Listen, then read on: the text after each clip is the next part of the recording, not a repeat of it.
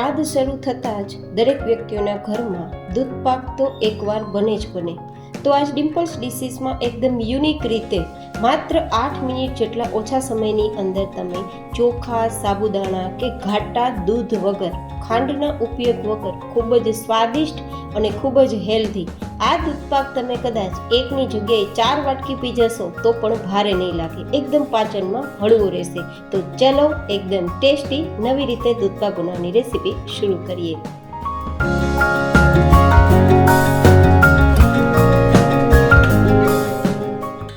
તો જેમના માટે આપણે એક ઊંડું અને થોડું પોળું હોય તેવું વાસણ પસંદ કરવાનું અને તેમાં આપણે 2 થી 3 ચમચી પાણી આ રીતે ઉમેરી દઈશું અને પછી બધી જ સાઈડ પાણી લગાવી દઈશું. આ રીતે તમે પાણી લગાવશો અને પછી તેમાં દૂધ ઉમેરશો તો દૂધ તળિયે બેસશે નહીં. જનરલી દૂધ પાક કે રબડી બનાવતી વખતે દૂધ તળિયે બેસી જતું હોય છે. તો એકવાર આ રીતે થોડું પાણી લગાવી પછી દૂધ ઉમેરવાની ટ્રાય કરજો તો દૂધ તળિયે નહીં બેસે. હવે મેં અહીંયા 1 થી 1.25 લીટર જેટલું એકદમ આછું પાતળું દૂધ હોય ને તેવું દૂધ લીધું છે. આ દૂધ ગાયનું છે, પ્લસ તેમાંથી મલાઈ કાઢીને પછી ઉપયોગમાં લીધું છે. તો તમે સમજી શકો છો કે ગાયના દૂધમાં મલાઈ કાઢેલું દૂધ હોય તો કેટલું પાતળું હોય. હવે શું કરવાનું છે, ગેસની ફ્લેમ આપણે અત્યારે હાઈ કરી દેવાની છે અને થોડી વાર આ રીતે ચમચો ચલાવવાનો અને આપણું દૂધ ગરમ કરવાનું છે.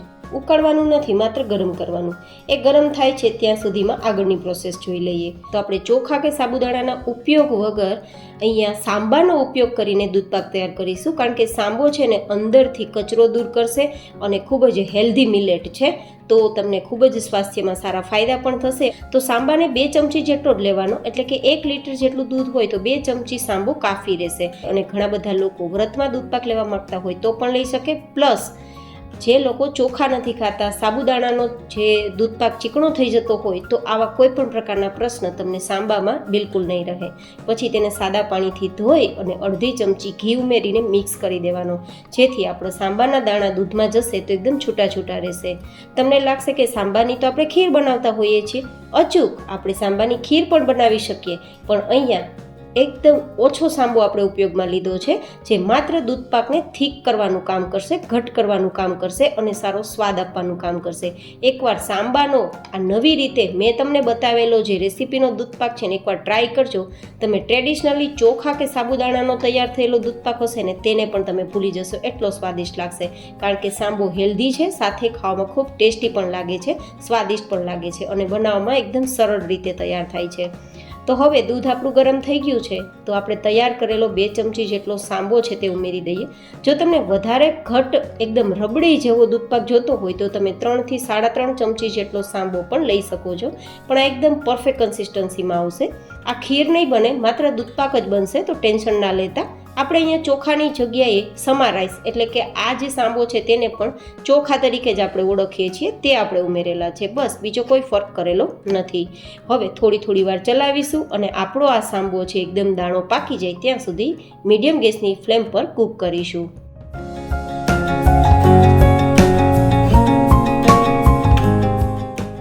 તો લગભગ 5 મિનિટ જેવો સમય થઈ ગયો છે અને આપણે ચેક કરીએ ને તો લગભગ આ બધા દાણા પાકી ગયા છે, એકદમ છૂટા છૂટા છે. જો ચમચામાં પણ નથી ચોટતા, કારણ કે આપણે ઘીનો ઉપયોગ કર્યો છે ને એટલે. હવે તમે જુઓ સાંબાના દાણા એકદમ છૂટા છે, છતાં આ રીતે દબાવતા મેશ થઈ જાય છે, મતલબ આપણો સાંબો એકદમ સરસ 5 જ મિનિટમાં કૂક થઈ ગયો છે. તો હવે અહીંયા આપણે મીઠાશ ઉમેરવાના છીએ, લગભગ 4 થી 5 મોટી ચમચી જેટલી સાકર. આ મિશ્રી કે સાકર છે ને તે કેમિકલ ફ્રી હોય છે, તો ખાંડની જગ્યાએ હંમેશા તમે જો સાકરનો ઉપયોગ કરશો તો તમને ખૂબ જ ઠંડક પણ પેટમાં મળશે અને જેટલા નુકસાન ખાંડમાં થાય છે તેટલા નહીં થાય. બાકી ચોઈસ તમારી પાસે છે, તમે વધઘટ પણ કરી શકો અને ખાંડ પણ ઉમેરી શકો.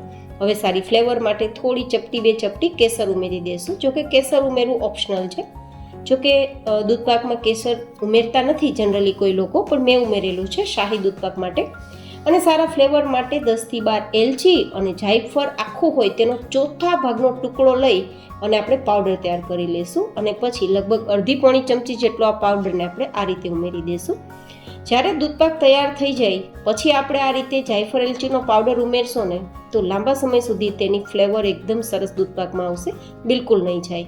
આમ તો આપણો દૂધ પાક તૈયાર થઈ ગયો છે, જેટલો ઘટ કરવો જોઈએ તેટલો થઈ ગયો છે, પણ તેમાં આપણે પેંડા જેવો ટેસ્ટ આપવો હોય તો આ રીતે 10 રૂપિયાના ઓછા ભાવમાં તમને કોઈ પણ પ્રોવિઝન સ્ટોરમાં દૂધ પેકેટનું એક પેકેટ મળી જશે. તે તમારે લેવાનું, જેમાં 1-2 ચમચી જેટલો દૂધ પાવડર આરામથી નીકળી જાય. તેને તમારે સીધો નથી ઉમેરવાનો, નહીં તો ગરમ દૂધમાં ગાંઠા પડી જશે. તો બસ તે 2 ચમચી જેટલા દૂધ પાવડરમાં થોડું સાદું દૂધ ઉમેરી આ રીતે એકદમ પેસ્ટ તૈયાર કરી લેશું. અને પછી આ પેસ્ટને આપણે દૂધમાં ઉમેરીશું અને પછી માત્ર 1 મિનિટ માટે આ રીતે ચલાવીશું. તો એકદમ આપણો જે દૂધપાક છે એ પહેલાં કરતાં ઘટ્ટ તો થઈ જશે, પણ ટેસ્ટ એકદમ માવા જેવો કે પેંડા જેવો આવશે. અને આપણે જે મિશ્રી ઉમેરેલી છે તે પણ આ રીતે સરસ ગળી ગઈ હશે, ઓગળી ગઈ હશે અને દૂધપાક એકદમ મીઠો થઈ ગયો હશે.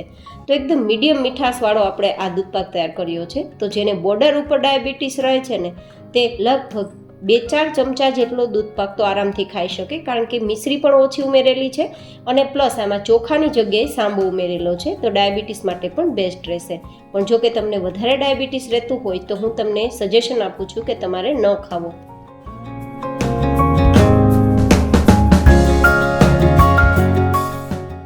હવે આપણે અહીંયા દૂધપાકની જાન એવી ચારોળી ઉમેરીશું 1 ચમચી જેટલું, 2 ચમચી કાજુની સ્લાઇસ, 2 ચમચી બદામની સ્લાઇસ, 2 ચમચી પિસ્તાની સ્લાઇસ ઉમેરીશું. જો કે ડ્રાય ફ્રૂટ્સ ઉમેરવા ટોટલી ઓપ્શનલ છે.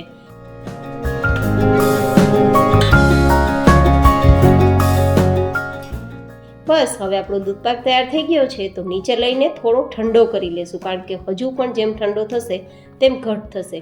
પહેલાં જુઓ કેટલું પાતળું દૂધ હતું અને અત્યારે જો ચમચાની પાછળ આ રીતે પ્રિન્ટ થઈ જાય છે, મતલબ આપણો દૂધપાક પરફેક્ટ કન્સિસ્ટન્સીમાં આવી ગયો છે.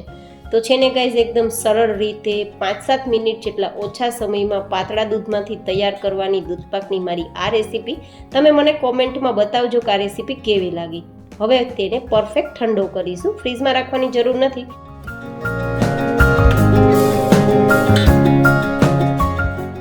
તો લગભગ 2 કલાકમાં ઠંડો થઈ ગયો છે અને ઠંડો થતાં જ તમે જુઓ કેટલો થીક થઈ ગયો છે. એવું જ લાગે છે કે જાણે રબડી આપણે સર્વ કરી રહ્યા હોય.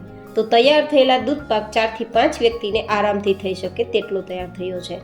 ઉપરથી ઈચ્છા હોય તો ગાર્નિશિંગ પણ કરી શકો છો. તો હું સૂકા ગુલાબની પાંખડીથી અને ડ્રાય ફ્રૂટ્સથી ગાર્નિશ પણ કરી દઉં છું. કેવી લાગી તમને મારી આજની આ દૂધપાક બનાવવાની એકદમ સરળ, ફટાફટ અને હેલ્ધી સાથે ખૂબ જ ટેસ્ટી રીતે તૈયાર કરવાની મારી આજની આ રેસીપી મને કોમેન્ટમાં બતાવવાનું બિલકુલ ના ચૂકતા. ચેનલ પર નવા હોય તો પ્લીઝ સબસ્ક્રાઈબ કરી દેજો. મારી મહેનત પસંદ આવે તો લાઈક કરજો. ફરી મળીશું એક નવી જ હેલ્ધી રેસીપી સાથે. ત્યાં સુધી stay healthy and stay happy.